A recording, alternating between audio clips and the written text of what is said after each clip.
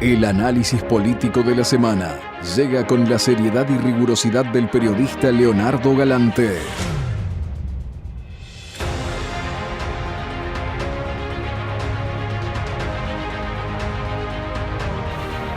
Y bien, amigos, estamos en La Otra Mirada, 3 de la tarde, 4 minutos, una tarde muy cálida desde el punto de vista de la temperatura. Haremos que sea cálida también aquí en el estudio. Nos visita el director de la Dirección Nacional de Minería y Geología del Ministerio de Industria, Energía y Minería, el licenciado en Geología Néstor Campal, a quien le damos la bienvenida y le agradecemos que nos haya venido a visitar, porque lo conversábamos un poco fuera de micrófonos. Es un área que se conoce poco, pero que tiene, sin embargo, un peso importante en la generación de recursos para una economía que necesita de materiales para su desarrollo. Y la primera pregunta, Néstor, que quiero hacerte es, ¿cuál es el impacto que los diversos niveles extractivos de las distintas cosas que del subsuelo se extraen en nuestro país tiene, por ejemplo, en el Producto Bruto Interno del país?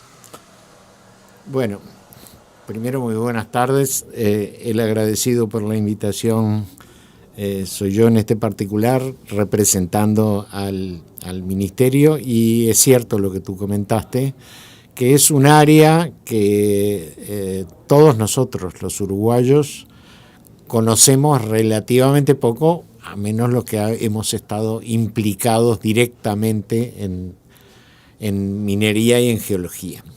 La Dinamige, el organismo que hoy me toca dirigir por segunda vez, esta es la segunda vez que lo hago, es un organismo compuesto por dos partes bien diferentes y que ambas son muy importantes para el Uruguay.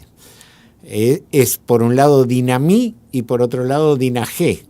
A ver por qué digo esto. La Dinamí es una parte del organismo que administra los recursos minerales y hace cumplir toda la reglamentación que el Uruguay tiene y que es muy buena en cuanto a la explotación de recursos minerales. En toda su extensión. En toda su extensión. Y esto lo hace hoy desde hace 113 años. Es un organismo que comenzó siendo un organismo, en aquella época se llamaban institutos, el Instituto de Geología y Perforaciones, y es, por ejemplo, al que le debemos los uruguayos la primera perforación de las termas en el Uruguay.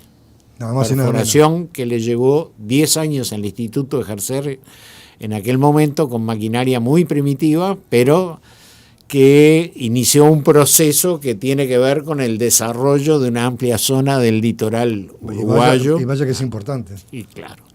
Y eso es resultado, en realidad, de que era el Instituto de Geología y Perforaciones y que Dinamige es la institución del Estado que tiene por leitmotiv investigar acerca de la geología de nuestro subsuelo, del subsuelo del Uruguay, que es un subsuelo que nos pertenece a todos, porque en el Uruguay todos los minerales del subsuelo le pertenecen al Estado y lo que puede hacer el Estado con cualquiera de esos minerales es concesionar a alguien para su explotación, y del producto de esa explotación hay una parte que va para el Estado, hay una parte que va para el propietario del predio y hay una parte que va para el minero. O sea que hay muchos beneficiarios cada vez que se realiza una extracción mineral.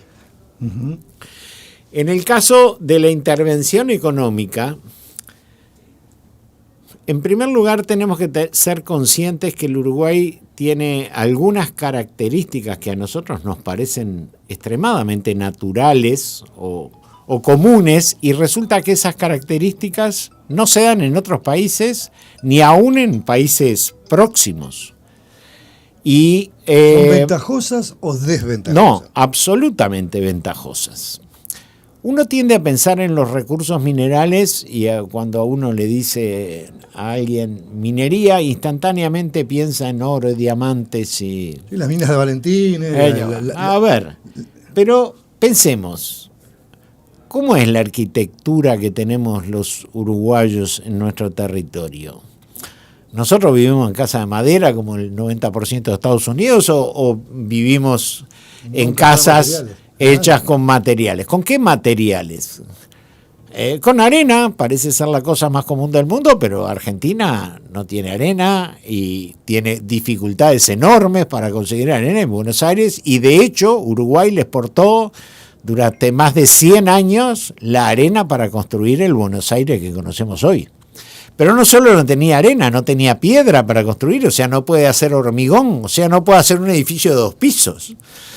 Y eso lo exportó Uruguay y conformó una cultura muy particular del clinker, departamento de Colonia.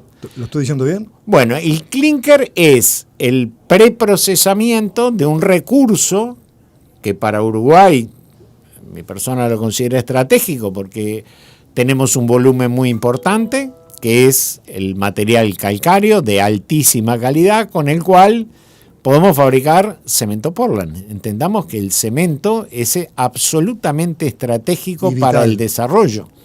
Sin cemento no solo no hay casas habitación, sin cemento no hay puentes, no hay carreteras, no hay ninguna de las obras de infraestructura necesarias para que un país se desarrolle. No hay un tren sin cemento tampoco. Los durmientes hoy se fabrican de hormigón, ya no se fabrican más talando los bosques de Paraguay y con pedazos de madera o como se hacía en la época de los ingleses, que era el método que se conocía, importar madera desde Australia, inclusive para hacer nuestras vías.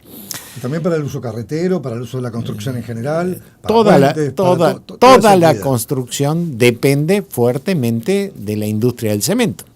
Y estas industrias en realidad dependen de que exista el recurso y que ese recurso se pueda minerar.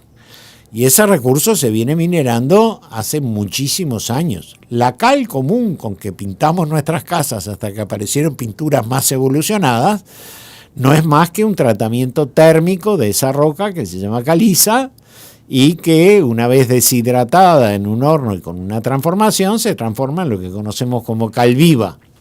Los que somos más viejos sabemos que en las obras antes, cuando uno entraba a una obra de una casa o de un edificio, lo primero que encontraba adelante era un piletón donde se apagaba la cal viva, que venía de minas. Y qué curioso este nombre, minas. En realidad, para poder construir la ciudad de Montevideo, no se podía construir sin cal, porque originalmente para elevar un edificio más de 2 pisos, con una ciudad que era de paja y terrón, hace 200 años, se necesitó cal. Y las primeras cales, que las proveen los jesuitas a partir de materiales nacionales, son intercambiadas, como cuenta el doctor Bossi, son intercambiadas por una suerte de estancia.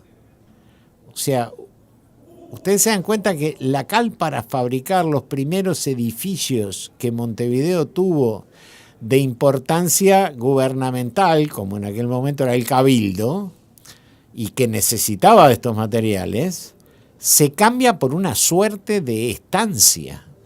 El material, se dan cuenta del valor que la sociedad le daba en aquel momento. Época. Y nosotros hoy, como tenemos una vida a la que estamos acostumbrados a ver las cosas hechas, todas las que necesitamos, muchas veces no tenemos tiempo para pensar o no nos ponemos a pensar que nuestro país tiene una cantidad de bienes, de materiales para la construcción, que tienen una influencia, si uno los caracteriza sola, una influencia económica. Tú me preguntabas cuál es el impacto que la minería tiene en el Producto Bruto Interno. Es un impacto pequeño en el Producto Bruto Interno. ¿Pero por qué? Porque se computa el valor del material que se extrae. Pero entendamos que si ese material no se extrae, toda la industria que lo industrializa después no existe. Exacto. O sea, son 2 partes de un proceso en donde no es necesario explotar si no se va a industrializar y no se podría tener la industria a menos de que hubiera la explotación original. Y yo te pregunto, Néstor, ¿cuáles son los 3 o 4 elementos centrales de la explotación minera del país por un ranking de valor, de precio de mercado, por el impacto que tienen en nuestras sociedades contemporáneas? ¿Cuáles serían esos 3 o 4 elementos haciendo un Sí. ranking de 4 o 5 Bueno, elementos claves. Rápidamente, las cosas más importantes.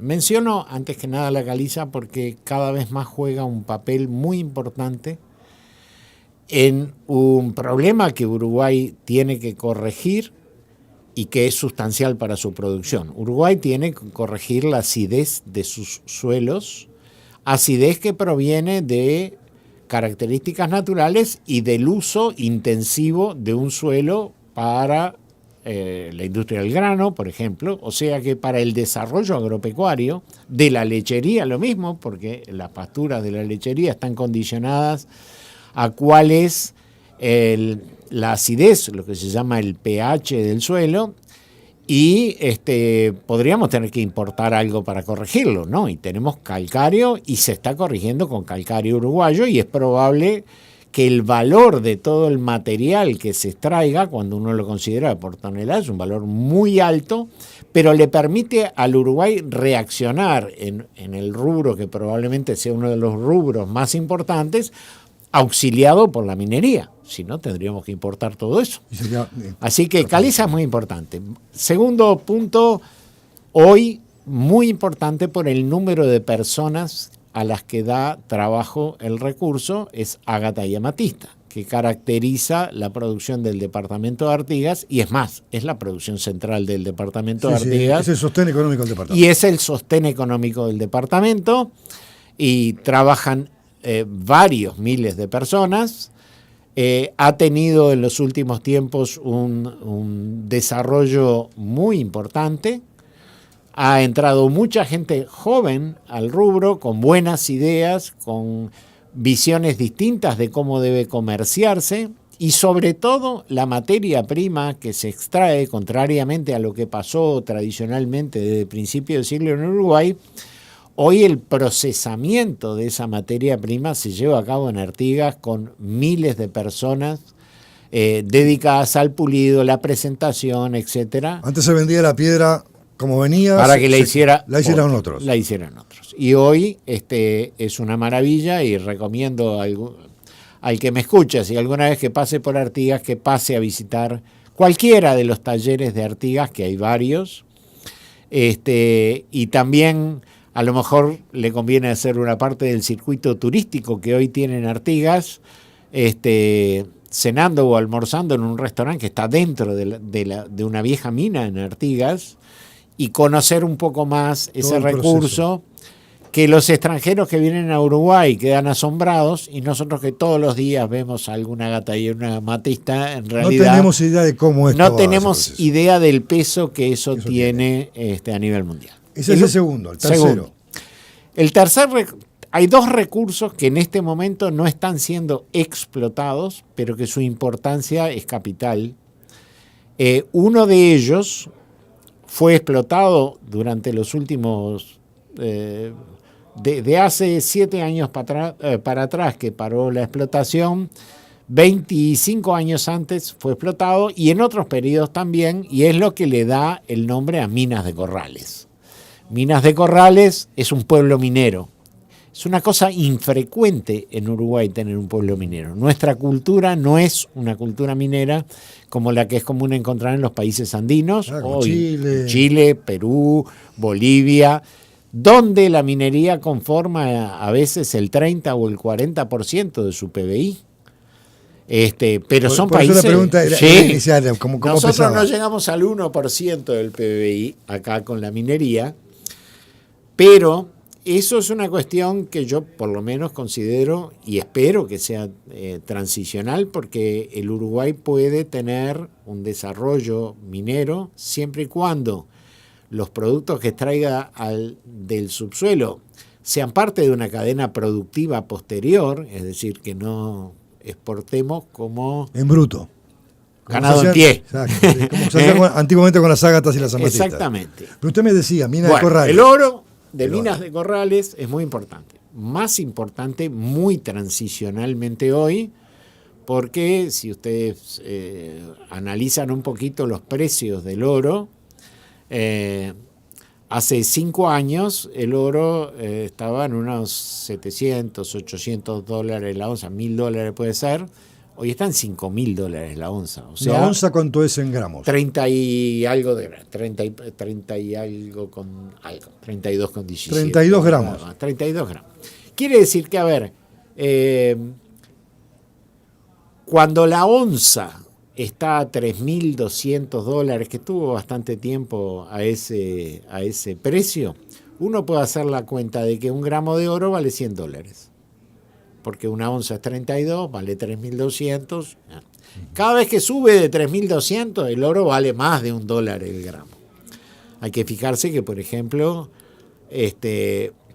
uno valoriza eso en base al anillo que tiene o en base a alguna pieza que tiene, pero entendamos de que el uso del oro es fundamental en el desarrollo de la industria electrónica. Mucha gente tiene más oro en sus equipos electrónicos, en su casa y en su celular, del oro que tiene puesto en las joyas.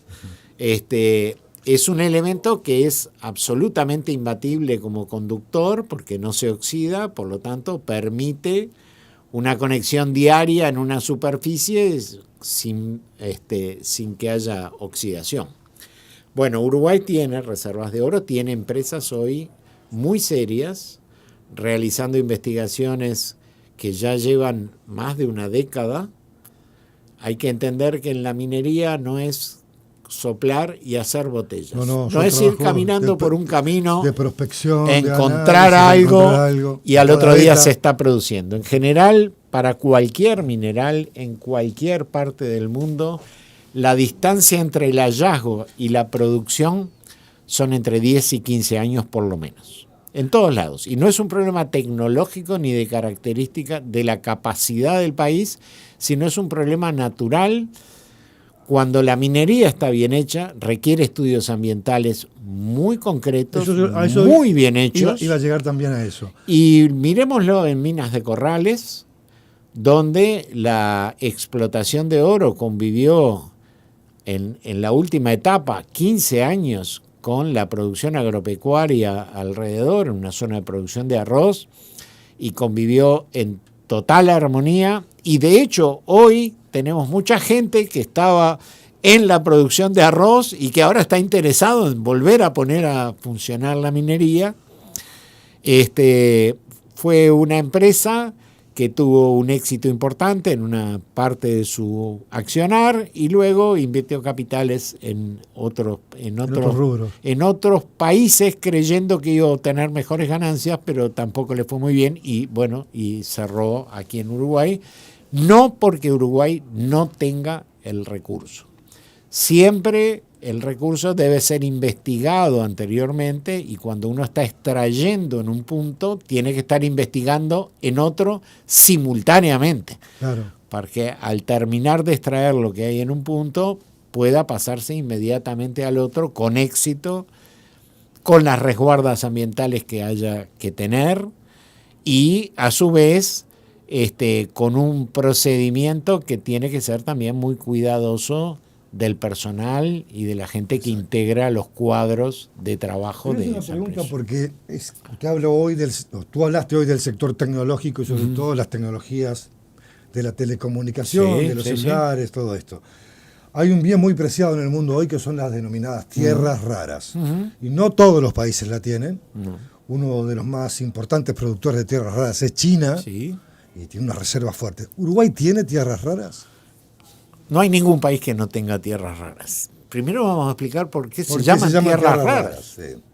Se llaman tierras raras, curioso, porque están en todas partes del mundo. El problema es que nunca están en una acumulación económicamente importante. Claro, las tengo, pero esto no me da posibilidad de explotarlas, ni vale la pena porque lo que voy a traer es más el costo que la ganancia. Sin duda. Tal es así que los geólogos, cuando trabajamos desde el punto de vista investigativo en el origen de una roca, uno de los análisis normales que hace ya decenios que se hace para conocer cuál es el origen de la roca, especialmente si es una roca ígnea, es mandar a hacer un análisis de tierras raras, no con el fin económico de extraer esas tierras raras. Es que sabiendo el porcentaje de cada una de ellas, que son 17 y cada una se comporta de manera muy diferente, podemos colegir cuál es el proceso que le dio origen a la roca. Entonces, en investigación geológica, las tierras raras siempre las analizamos y no hay roca que no tenga tierras raras. El problema es la cantidad y de ahí sale la palabra raras. En el caso de Uruguay no se puede decir si hay o si no hay, porque salvo una investigación que sí la voy a mencionar y que es una vieja investigación hecha por ANCAP en los años 60 y próximos al 70, no con el objetivo de investigar tierras raras, sino con el objetivo de investigar minerales radioactivos. No olvidemos que la Dinamige se ocupa de todos los minerales menos de aquellos que son energéticos. Que eso es ANCAP. Eso es ANCAP. Y los minerales radioactivos son considerados energéticos. Por lo tanto, fue ANCAP la que hizo la investigación en el departamento de Rocha sobre una porción de las arenas que hay en el departamento de Rocha, que tiene la característica de ser negra, está mezclada con la arena común en porcentajes del 1 al 3% aproximadamente, y esa arena contiene algunos minerales que tienen una emisión radioactiva característica y por lo tanto era posible en aquella época estudiar esos minerales como una fuente de materiales radioactivos. Pero curiosamente el mineral que se investigaba es un mineral que es muy rico en tierras raras, o sea que hoy no tiene ninguna importancia desde el punto de vista energético, pero sí y empieza el punto de vista industrial. Empieza a tener importancia como mineral proveedor de tierras raras, que es la monazita, es un fosfato. Ese mineral en realidad está mezclado en un conjunto de arenas y existen procedimientos para separarlo. No hay ningún análisis hoy, al día de hoy, que haya tenido como foco estudiar económicamente ese yacimiento. Entonces la pregunta es compleja. ¿Hay tierras raras en Uruguay? Sí, hay en todos lados. ¿Hay depósitos económicos de tierras raras que valga la pena explotar? No sabemos, hay que investigar. ¿Es un desafío para usted? Por supuesto que es un desafío para nosotros y es un desafío que perseguimos en varios lugares y es un desafío para el cual la comunidad geológica mundial es muy unida, mucho más unida que lo que uno pensaría. Y bueno, estamos haciendo convenios sobre todo de formación de personal y tecnologías asociadas con otras instituciones similares a Dinamige en otros países, como en Francia, como en Estados Unidos, para adquirir los conocimientos y la tecnología necesaria para evaluar económicamente o llegar hasta un cierto punto que no conocemos y que el Estado llame a licitación para investigar esa área a las empresas interesadas. Hoy la minería cambió mucho con respecto a lo que fue el siglo XX. En el siglo XX, quien investigaba terminaba explotando el mineral.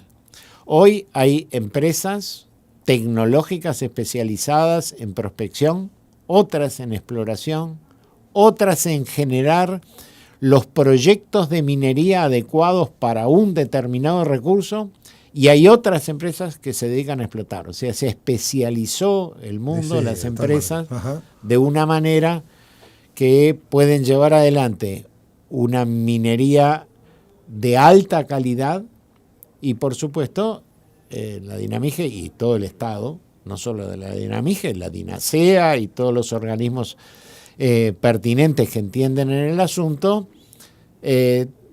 tenemos que tener esto en cuenta. Y el otro recurso que el Uruguay tiene y que es muy importante es el hierro que tiene el Uruguay. A eso iba a ir. Hubo un proyecto que quedó ahí como discontinuado de una empresa hindú, Aratiri, la empresa. Agarwal, su dueño. Y ese era un emprendimiento que quedó ahí en el medio de la nada. Se discontinúa, la empresa hace una serie de planteos que de repente llevaron a que se desestimara lo que se estaba haciendo. Hubo prospección, hubo investigación.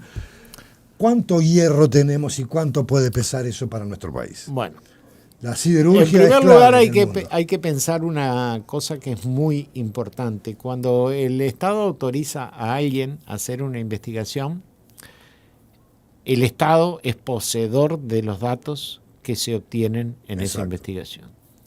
O sea que si yo miro, no importa cuál sea la empresa y si fracasó en la ejecución final del proyecto, antes y después de Aratirí, Uruguay está en dos posiciones totalmente diferentes. Antes no conocía el volumen total del hierro de su territorio. Hoy conoce ¿Cuánto es? mucho mejor los datos.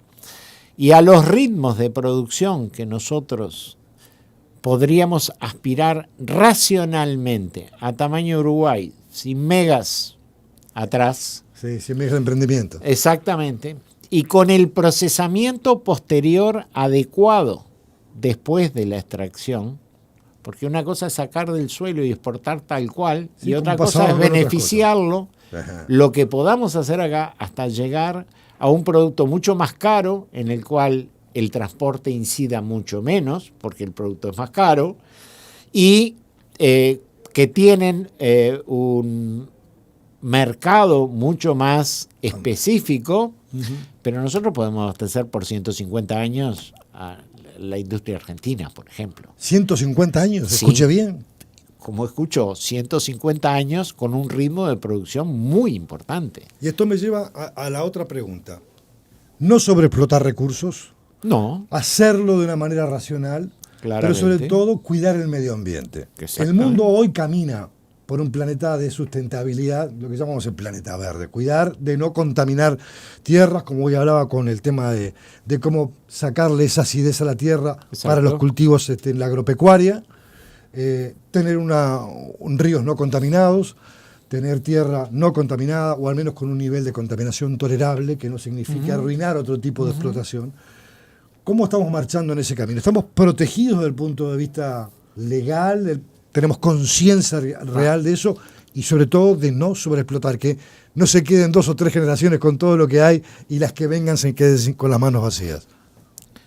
Bueno, son dos problemas diferentes. El problema ambiental en Uruguay tiene un conjunto de técnicos en lo que hoy se llama DINASEA, que depende del Ministerio de Medio Ambiente, que no solo son extraordinariamente capaces, sino muy conscientes de todos estos problemas.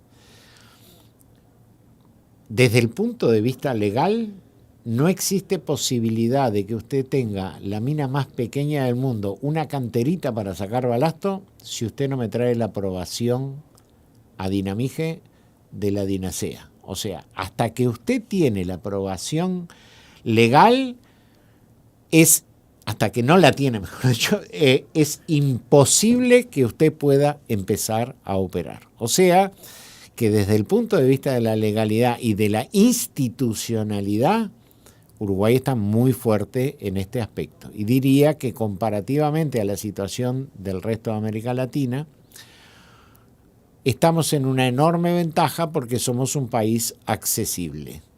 No todos los países de Latinoamérica son accesibles. Hay lugares donde uno tiene que ir en otros países que tiene que caminar 3 días arriba de un burro porque no hay carretera o tiene que ir en helicóptero.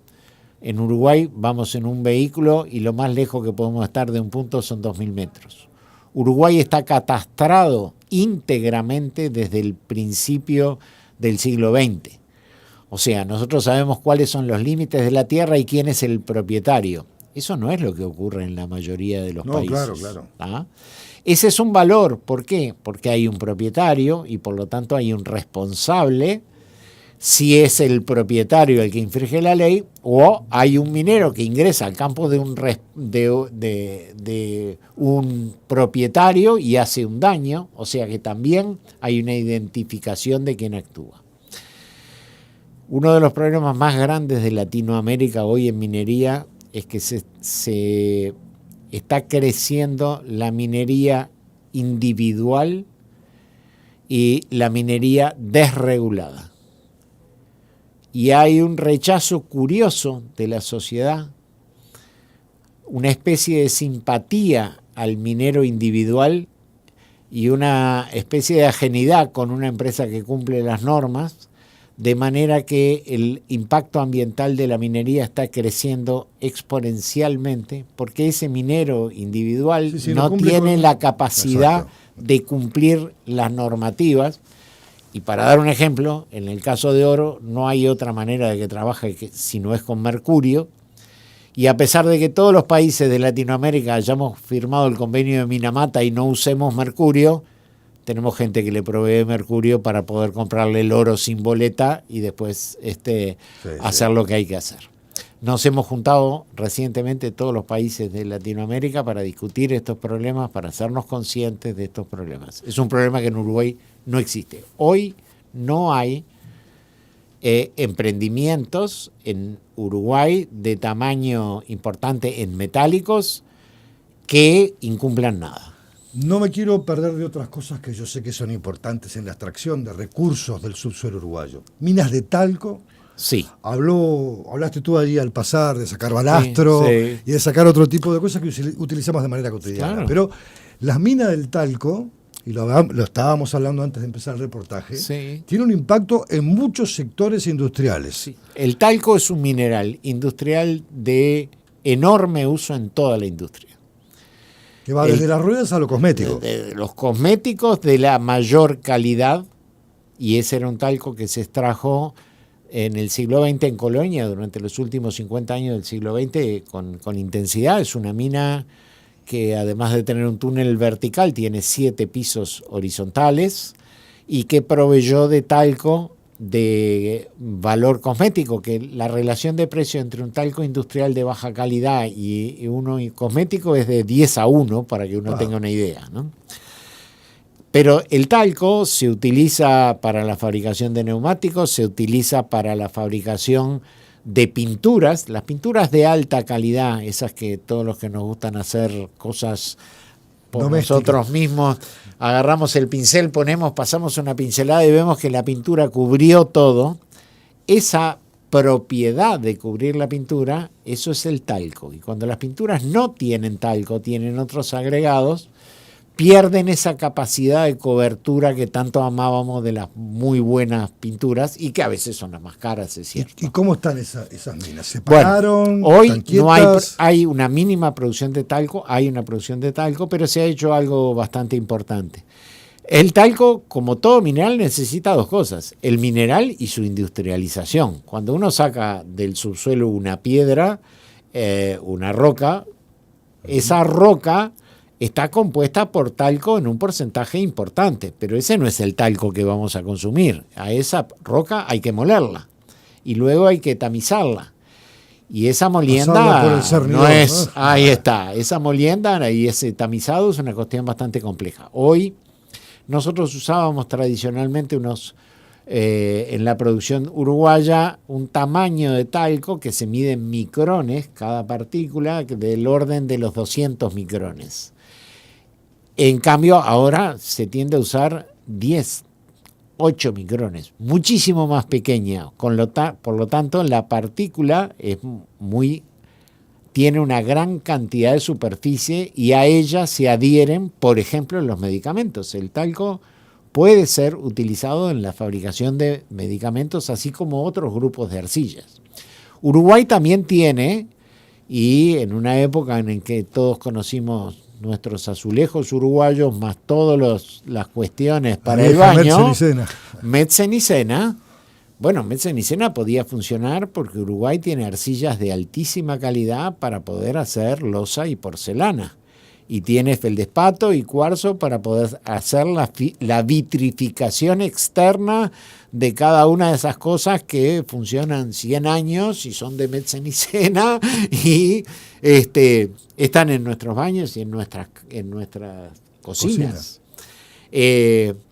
O sea, Metzenicena funcionó porque tuvo los materiales necesarios para producir lo que tenía que producir. Uruguay tiene Bentonitas, que es una arcilla muy particular. Hoy estamos exportando y a lo mejor muchos de los oyentes compran Bentonitas sin saber lo que es, porque cuando compran un producto para que sus mascotas, especialmente los gatos, puedan orinar adentro y el olor desaparezca, Esa es una propiedad específica que se logra con bentonita. La bentonita hace un intercambio catiónico que hace que el olor del orín de los gatos no sea tan fuerte como si lo dispusiera en acerrín o si lo dispusiera en otro material. Por eso se usa bentonita y por eso se vende bentonita procesada. O sea, hay muchos elementos que tiene Uruguay que a lo mejor no son tan rimbombantes como tener una mina de diamantes, pero que contribuyen a la vida diaria de todos nosotros. Y que además generan una cadena de producción muy importante. Y mucha gente trabajando con ello. Mucha gente trabajando con ello. Nos estaría faltando más industrialización. Sin duda. Los controles están. Dinamige es quien tiene que ir a verificar. ¿Cómo está Dinamige verificando? ¿Tiene el personal, los recursos tecnológicos y el personal suficiente para hacer? Porque son extracciones de muy diversa naturaleza. Por supuesto. Dinamige en este momento está con una deficiencia muy importante de personal, resultado de que Dinamige tenía personal con mucho conocimiento, pero también con mucha edad. Envejecido. Y ha ocurrido un proceso en el cual puedo atestiguar que han peleado todos los directores de Dinamige, de todos los colores, de todos los tipos, todos igualmente hermanados peleando para conseguir personal suficiente para Dinamige. Y este director, por supuesto, que está peleando.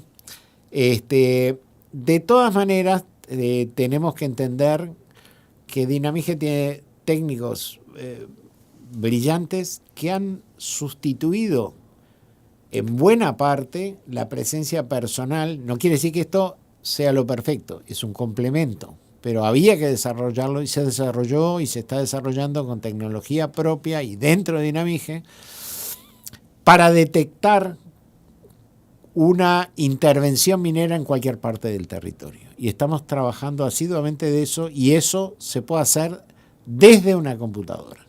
Y estamos hablando de detectar cualquier variación en la forma de la superficie del terreno, no en el orden de los metros, en el orden de los centímetros. Muy importante.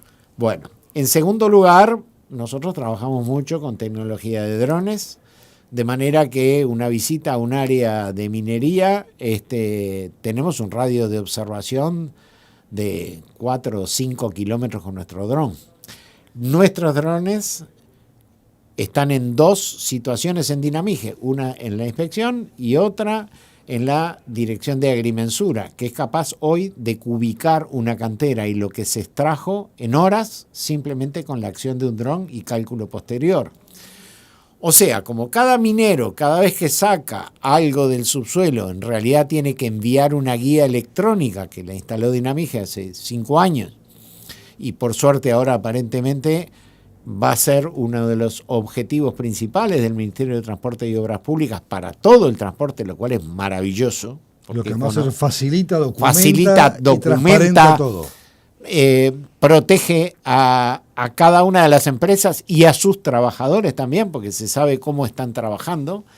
Ese paso maravilloso del cual es responsable el Ministerio de Transporte y Obras Públicas y su política, también coadyuva a que nosotros tengamos la información necesaria para poder controlar. Me queda un poquito de tiempo ya, algunos minutos. Además, es una enriquecedora conversación, sobre todo porque yo creo que la gran mayoría de nosotros, del ciudadano común y corriente, ignora muchas de estas cosas. Pero hoy te preguntaba al principio cuánto pesaba en el PBI, y es importante lo que pesa, porque un 1% no es poca cosa, puede pesar mucho más. A nivel de desarrollo industrial, de cuidado del medio ambiente, de trabajo de investigación, estamos bien, pero ¿cuál es el potencial final que nos queda? ¿Qué salto hay que dar para darle a la minería? Bueno, tenemos que dar un salto cultural, eso es inevitable. Tenemos que dar un salto cultural porque tenemos muchos mecanismos que oscurecen para todos nosotros, pero muy especialmente para los jóvenes, la importancia de la minería en el desarrollo de la humanidad. No es en el desarrollo de una cultura, en el desarrollo de la humanidad. Y eso ha generado, por otra parte, lo que uno no conoce lo teme, y lo teme porque no lo conoce. Sí, lo desconocido lo tememos porque lo ignoramos. Exactamente. cualquier cosa que ignoremos genera tememos. tensión. Y es bueno temerla, pero también es bueno conocerla. Y entender cuál es el papel que juega. Entender que ninguno de nosotros podría sobrevivir ni siquiera una hora arriba de este planeta sin minería con las costumbres que tiene hoy. Probablemente más del 60% de su ropa dependa de la industria del petróleo, porque no hay fibras naturales hoy en casi ninguna ropa de la que compramos. Algo de algodón y, si tenemos suerte y estamos en Uruguay, algo de lana. El resto son fibras artificiales. Todo lo que conocemos sale de la minería, pero cuando digo todo, es absolutamente todo. La riqueza del subsuelo, los minerales que aporta. Imaginemos una minería sin hierro. Es una minería a caballo, pero a caballo sin espuelas, a caballo sin lugar para poner los pies, sin bozal, sin freno. ¿Y qué acudimos? A otro metal. La humanidad ha venido creciendo desde que empezó a usar la minería, y eso es el paleolítico, o sea, la manera más vieja de usar las litos, que son las piedras. Sí. Y de ahí para adelante solo avanzamos cada vez que manejábamos un nuevo material del subsuelo. Imaginemos que todas las ciencias de la telecomunicación, hablábamos hoy de tierras raras, dependen de la minería para poder existir como tales. Licenciado Néstor Campana, no va a ser la última vez que nos visites. Bueno. Esta ha sido una primera aproximación. Seguramente quedaron muchas preguntas por hacer y muchas más cosas por conocer, pero es el primer desembarco y para nosotros será importante, y lo sigue siendo y lo será en el futuro, tener este tipo de espacios para conocer la realidad más profunda del país y saber todo lo que aquí tenemos, lo que podemos procesar, lo que podemos hacer, cómo lo estamos haciendo, por qué y para qué lo estamos haciendo. Esas grandes preguntas que nos hacemos a diario. Gracias por tu presencia y te estaremos convocando dentro de algún tiempo más para que vengas a desarrollar más contenidos que nos puedan enriquecer con esta realidad nacional que a veces nos cuesta tanto entender. No, muchísimas gracias. El papel de ustedes en esto es absolutamente fundamental porque, como recién expresaba, es cultural y por lo tanto son ustedes quienes tienen la oportunidad de introducir en la sociedad estas discusiones que siempre son absolutamente necesarias para que la gente llegue a conclusiones personales, que es lo importante, ¿no? Eso es lo importante. Le decimos a nuestros oyentes que despedimos al licenciado en Geología Néstor Campal, director de Dinamige, y en instantes llega Carlos Pita para hablarnos de política internacional, un mundo muy agitado, un Medio Oriente que no termina por acomodarse, un cese al fuego que no es un proceso de paz, entre otras muchas variables más que existen en este mundo tan convulso y donde la minería juega un papel clave en la industria armamentística, que es la industria de la muerte. Pero ya venimos. Estás escuchando La Otra Mirada.